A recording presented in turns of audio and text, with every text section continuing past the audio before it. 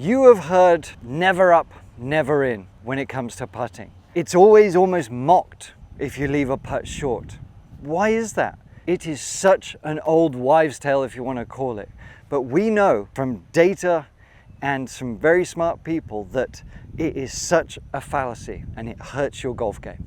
Before I get into this, I just want to point out this isn't just me making this up. This is based on data, and Scott Fawcett from Decade has tested and backed this up hundreds of thousands of times, that never up, never in hurts your scores. And you can learn more about Decade Golf below and how it can help you. Just in case you don't believe me, I want you to test this out. Every putt we hit, let's say I've got a 25-foot putt, okay? I'm not a robot. I'm not gonna hit it the same every single time. I'm gonna have a dispersion of short, long. Let's say I hit 10 different putts, but the same length objective. One might sort of go somewhere there, right? It's a bit downhill. But let's say my next one, I'm trying to do the same thing, but let's say my next one goes a little bit further, okay? Goes a little bit further, and you start to realize you have this distance dispersion. After 10 putts, it might be something like here to here, okay? We always try and reduce this distance dispersion. But let's say on a 25-foot putt, you need to allow about, 1 to 3 feet or so, okay?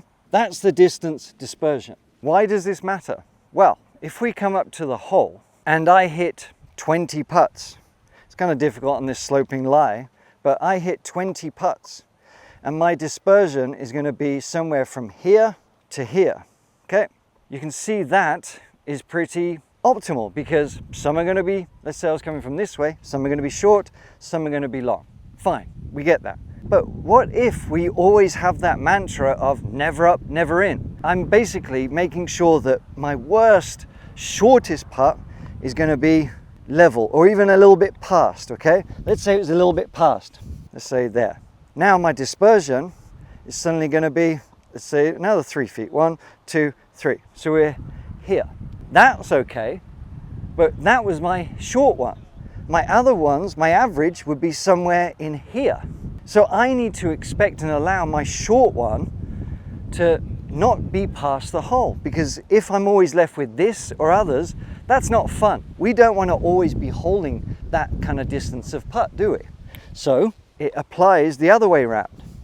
If we use the logic that we want our average to be in the middle of the distance of putt we're trying to hit, the ones we don't quite get are going to be about here. The ones we get long are going to be about here.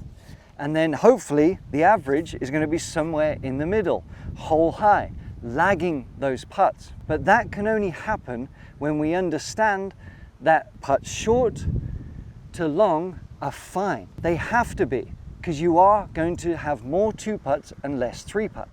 Basically means that I'm not really stressing about getting it to the hole. I'm just trying to get it within my bucket, if you will. I'm really just trying to lag anything from over 25 feet. And my objective is somewhere in here. I'm going to accept, because I'm not a machine. Some are going to go long, some are going to go short.